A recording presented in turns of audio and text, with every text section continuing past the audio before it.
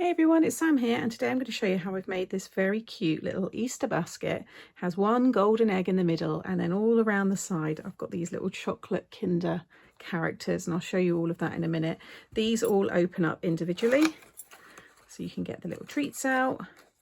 And then you've got, like I said, the big chocolate egg. This is still drying, so I don't want to lift it up that way yet, but I'm really pleased with how this one's turned out. Now, if you've been following me for a long time, I have got similar on the channel. I did one with small little square boxes for a baby shower, and I had little booties, mittens were in the boxes. That's very, very cute. And I think I've got another one as well, but I'll have them all anyway in a packaging playlist up here. So if you want to check that out, and it'll be linked at the end of the video as well.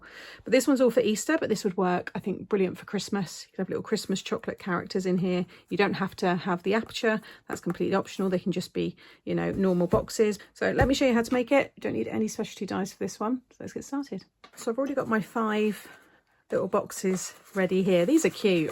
You know, the size, I think I've probably got something similar on the channel. I've got that many years of tutorials. There might be something, but with the little window and these little chocolates, I think it looks really, really cute. And that's the packaging. So you get 6 of these little Kinder chocolate animals. I've used my Showstopper Editions paper pad. I just love the florals, and I just think, I said it when I launched this, they're just really nice spring colours, so I've used those, and they go really well with all of the different characters. And then to cut the window, I just used the inverted scallop, the square, and it's the one that is closest to 1 7/8 squared. But you don't have to have the aperture. You know, you might just want to keep them completely closed off, and that's like I did with that baby box that I mentioned. This is the glowing yellow colour from the Creative Craft Products cardstock. It goes quite nice with that paper pack. So along the 7.5 side, you're going to score at 2.5, 3.5, 6 and 7. Rotate so that 1/2 inch tab is at the bottom, and you're going to score at 1, 4.5 and 5.5. You also want 6 pieces of 2.25 by 3.25, and if you are cutting a similar size, my acetate is 2.25 squared, and I've already just put some red tape. You can see it better there around the sides. I will, once it's all together, I'm probably going to cover the sides and also the tops here as well. So when we get to that, I'll give you the measurements. Fold and burnish all of those score lines. So again, with that 1/2 inch tab, so with the 1/2 inch tab on your right hand side, you're going to cut up these score lines to the first score line, and then remove that bottom rectangle and just cut a little wedge off of the edge there. And then come along to this side, and you're going to cut down all of these score lines, but this time past the first score line and down to the second. And then at the end here, remove those 2 sections, and again just cut a little wedge off of there. I then want to remove all of this top left, both sections, the thin 1/2 inch piece and that 1 inch piece. This one, I'm going to have it so that the join is at the front, purely because I cut the aperture. You don't see then any of the joins when you're looking inside. So this one here is going to be the last one I stick down. So I want to keep that as it is, but all of the others, I just want to cut a little bit off of each side. So I'm just going to cut a little wedge off of there. Again. Just mainly getting rid of the score line, and then nothing sticks out when you fold the base down. Okay, and then along the top here, just above these 2 square ones, just remove the little rectangle, and we'll snip into those a little bit more once it's all put together. So this is going to be the front. So now I want to stick my pattern paper in this section, and then I've got that little die here. I'm just going to tack that in place and run that through my die machine. I've done mine so it's like they're peering out of the window, but you could cut out, you know, more of that rectangle shape. Could be an oval shape. You can cut it with a cutting knife as well if you don't have a die machine. Okay, I've just taken the backing off of the acetate piece there. Just flip that over and then just cover it. So just cut your acetate so that it will cover your window. You might want to put a little bit of vellum here as well. That always looks nice as well if you don't have acetate. I think this would look really nice at Christmas time, and use the snowflake acetate, and you could have all little Christmas chocolate characters, because I know they do similar to this at Christmas time. So I might revisit, maybe do, there'd probably be a different size, so I could do a bigger one or something. Okay, now, because everybody's aperture is probably going to be different, for me, when I go to close it, this tab was coming into the view there. So if that does happen, for me, I'm just cutting this in half, so it's now a 1/4 inch. But, you know, some of you might have a smaller aperture, you might have done more of a rectangle, so you probably won't come over as far as I did. So because there is a bit of acetate behind, I'm going to use red tape, so that will stick well to the acetate because it's bound to touch it a little bit. So add your glue on here, or tape, and then fold the 1 inch and the tab over, and then all of this side here. So it's a good one to make ahead of time because you can store these now quite nicely. So lift the front one up because that's the one that you wouldn't have cut into. I'm going to fold the back one down now. Add my glue. And then the sides. And now that last one. It should be nice and neat. And then flip it over. You can just go in there and just spread out that glue. And then I've just added a little bit of foam adhesive on the bottom of each of the little chocolates here. You could use little glue dots if you've got those. You might be filling it with loose sweets or, you know, a completely different treat. Oh, just realised that shot has come off there. This happens a lot with like the cream eggs and stuff. That should be okay. Oh, it's slightly covered. I'm going to have to just push that down there. There we go.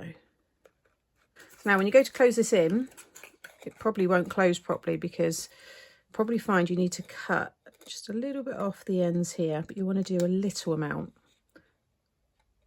because you want it to wedge itself closed.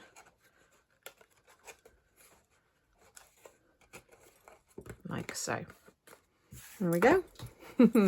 Very, very cute. So you just want to repeat that now 5 more times so you've got your 6 boxes. So I'm going to put this together a little bit differently, but if you want to do it a different way, then you can do. I'm going to create little hinges to attach them all, and then I'm going to lay it all down on some cardstock and draw around it and attach it to the base that way because it's a bit of an odd shape and there'd be loads of measurements and angles. I just think this is going to be easier.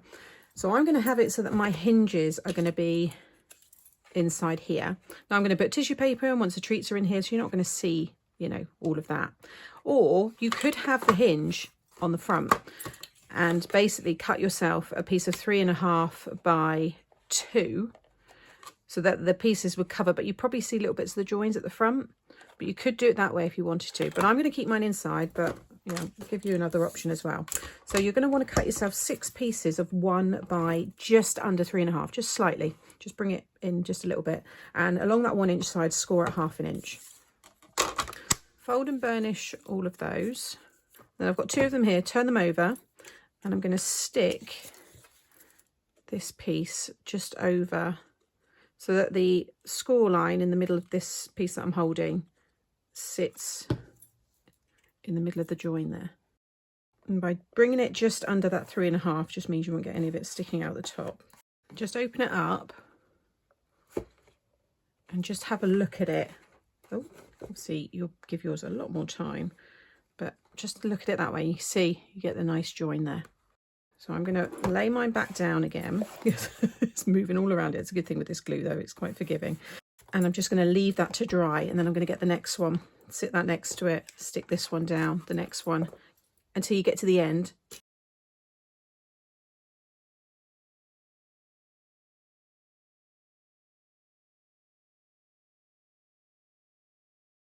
So I've just got this last one now with this piece hanging over. So I'm just going to add the glue. What you might want to do actually before I do that is just fold them right back on each other, just so you can really get the hinge working, just each one there like so. I'd already done mine. And then I'm just going to bring this one together. You could probably fold the whole thing in half actually, I think. Yeah, perfect. There we go. There's another style box thing there. You could put a wrap around that if you wanted to, big belly band. It's quite a fun little this is how things sometimes come together for me, by accident or by folding something a different way. I mean, you don't need all the hinges if you do that, you just stick them back to back, but something different.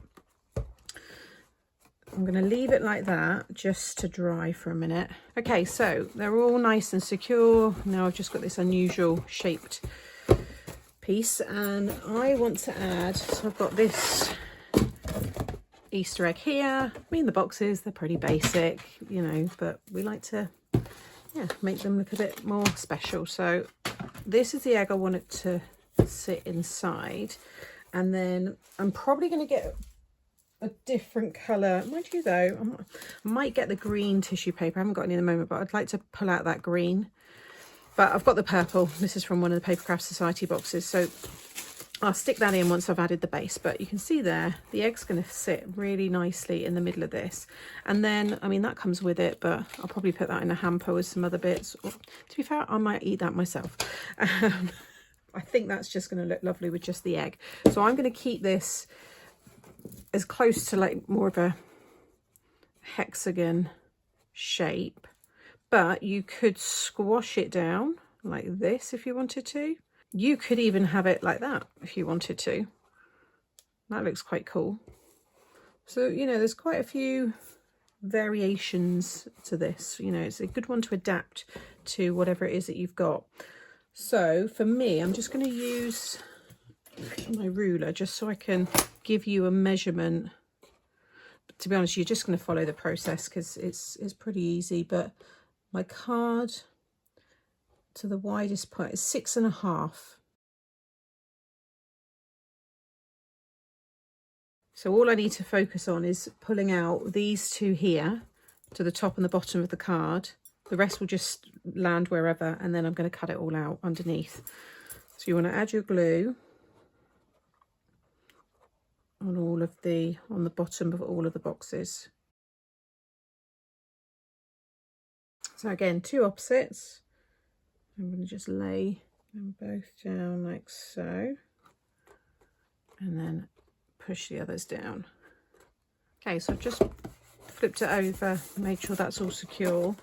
So now I'm going to just cut around the others. So I'm just going to cut straight along, slightly angled so it is going more under the box. You could keep all those little pieces in the middle if you want, but I'm just going to cut in now and snip them away. And I just think doing it this way is so much easier than, yeah, drawing this, then cutting it exact and then sticking it on. Just cut around it. That way, if you're a little bit wonky and stuff, it doesn't matter. I'm all about finding the easiest ways to make things. Simple construction. Okay. So I'm going to have a little play around with the handle now, and I want to get the pattern paper stuck all on the top. Might even go inside as well, because then you can cover where you've added your hinges. But it's so cool. Absolutely love this.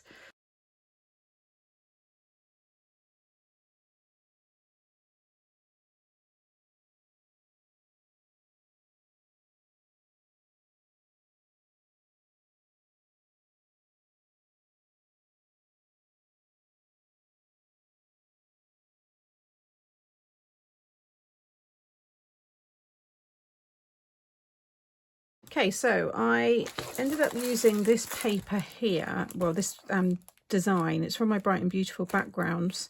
That colour just matched really well with the flowers. So if you do want to cover your layers, then you'll want 6 pieces that are 3/4 by 2 1/4, and then 12 pieces that are 3/4 by 3 1/4. You can see how nice it looks with all of those decorated. Now I did add the egg and put the tissue paper, but then I remembered I had this, and it matches perfectly. This is just Easter shred.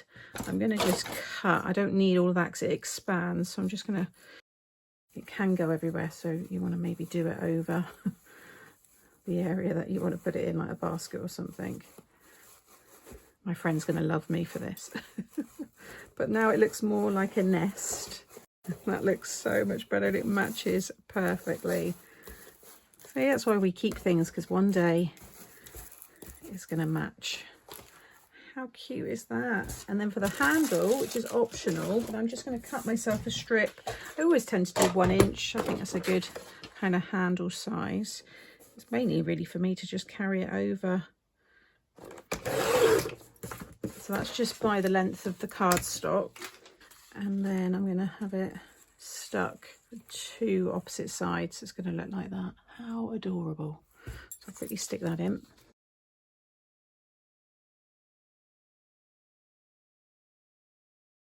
Okay, I'm not going to hold it yet because the glue's still drying, but I think it's absolutely adorable. He's going to love this. He loves the little Easter makes that I give him. So yeah, very pleased with that one. So I hope you've enjoyed this tutorial from me. As I always say in most of my packaging videos, it doesn't have to be Easter, it can be many occasions. I just love the idea of having the little windows, little chocolate characters, but also, you know, you can still have it clear and filled with loose sweets as well. I just think it's really, really cool. So I'll link the other ones that are similar to this that I've done in the past, and I'll have just an unusual packaging playlist will come up. They're all in there. I will link as much of the product that I've used, it's mainly the papers really, and you'll be able to find that by clicking here and individually linked below the video. And make sure you're subscribed to my channel as well, and that way you won't miss out on any future videos. See you all again soon. Bye.